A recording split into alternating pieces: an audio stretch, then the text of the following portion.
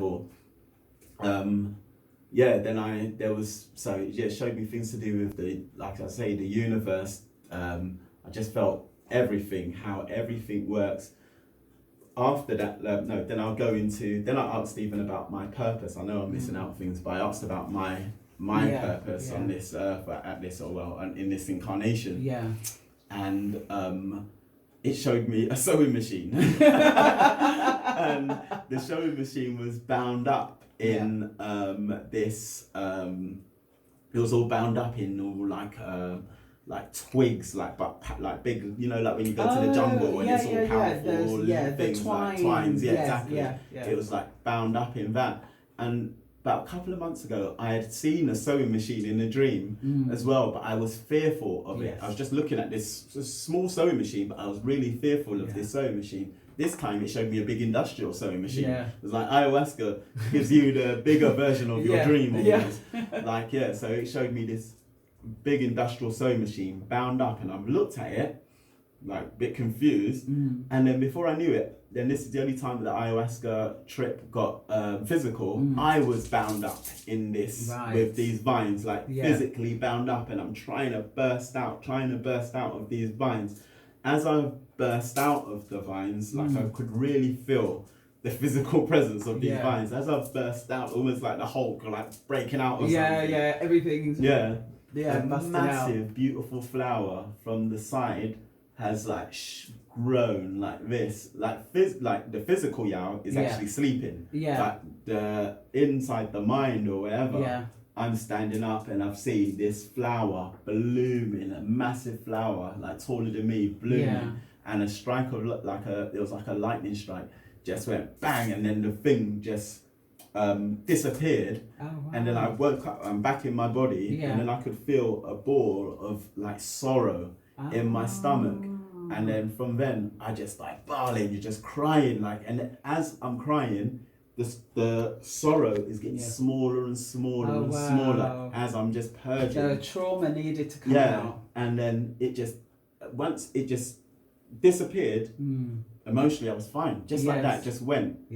And and then since then I've been sewing. Basically. And the thing with sewing, our listeners may remember that in the beginning I was saying I'm a seamstress. We seem to have sewing in our family. Our mum was a seamstress for a very, very, very long time, about 50 years of sewing. We've all learned how to sew from my mum and from each other. I actually can't even remember learning how to sew because it all started so young. But it's interesting rehearing your sewing machine thing, because sometimes all the time when I'm sewing, that's when I'm doing my learning. I'm listening to podcasts, I'm listening to audiobooks, and what I miss about sewing when I'm not sewing is not even so much the sewing, it's the learning that's happening while I'm sewing. And I always feel like there's another story of sewing I don't know yet, and somehow it's bound up with the story of Anansi and the story of how Kintir was created by the spider. There's something about weaving, and I don't know it yet, so hopefully I'll get a download about that at some point. So tell us, because we've got about 6 minutes left, so I want you to tell us about when you and Kathy spoke after the experience. So I'll move on to that, but basically after the whole ayahuasca experience, I've gone into the actual ceremony, I've gone into the kitchen. I was one of the last people from the ceremony. I must have had a powerful trip because I was there for ages. Hold on, I missed out something, but I'll tell you after. But within I've gone into the kitchen, and the only person in the kitchen at the time is Marie. And then I've told Marie about, I seen this woman in my dream, and there was something weird happening. I kept on waking up. Next minute I'm next to this woman. I've had to scramble away. Because me and Marie, I'm really cool with her. She's wonderful, lovely woman, and I always feel connected in terms of being able to speak to her. And then so I told her that, and then she just looked at me and was like, you should speak to her. Like that, just she didn't say nothing, but she just looked at me I think you need to speak to her like that.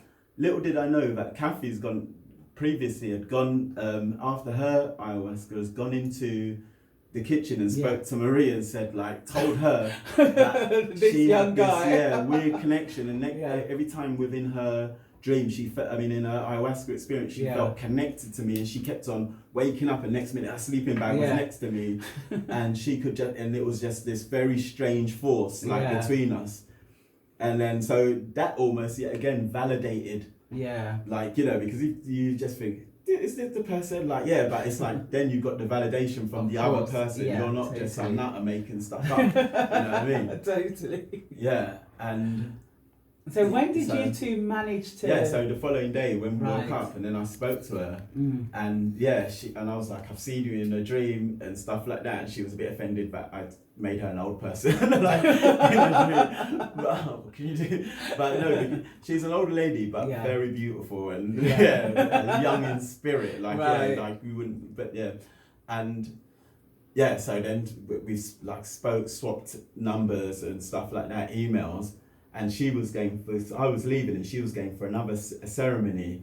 I'll make it quick, but basically within her ceremony, her next ceremony, she was asked ayahuasca what her soul's journey was and what is the connection between us two. And ayahuasca told her that we both passed at the same time and we were both in a war together. And something tells me, I don't know, but something tells me the war wasn't on Earth, basically, and it was a long time ago. I won't go into it because it would be almost hearsay to say what I do really think, but I believe through my intuition that it wasn't on Earth, this war. Right. And I remember when you were telling me, I got that feeling that I used to get before, where as you're telling me, it's almost like opening up a portal. And I saw that it was totally prehistory. Not any kind of recorded time at all. But I felt a bit more that maybe it was actually something to do with whatever created humans to be as we are now, which is not in sync with the rest of nature. That's the feeling that I've got about whatever that war was, where you two met. And I said to Yaw, I feel they're going to meet again, and there's going to be another part to the story. It feels to me like the beginning, but and I'll just say one thing as well. Within the ayahuasca trip, because that's what I always forgot about, I learned about the law, almost like the law of vibration. And ayahuasca taught me certain things to do with, just the law of vibration, how vibration works within the universe. And I can't remember the whole thing that I was saying, but at the time when I started talking to the psychiatrists and the doctors about it, they left the room. Like they were like, leave the room. And they came back and they were like, what you were talking about is the same stuff as what Tesla was talking about. At the time, I didn't know who Tesla was. So a lot of these things I've had to Google all these things, because he's like talks about that vibration and frequency and things like that.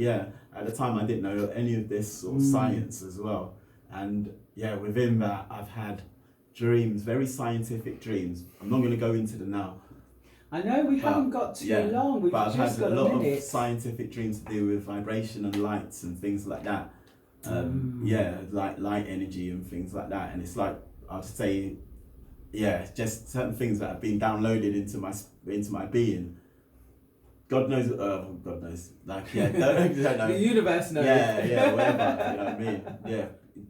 I don't know what I'm gonna do with it, or it's not about me, but it's because it's about everybody.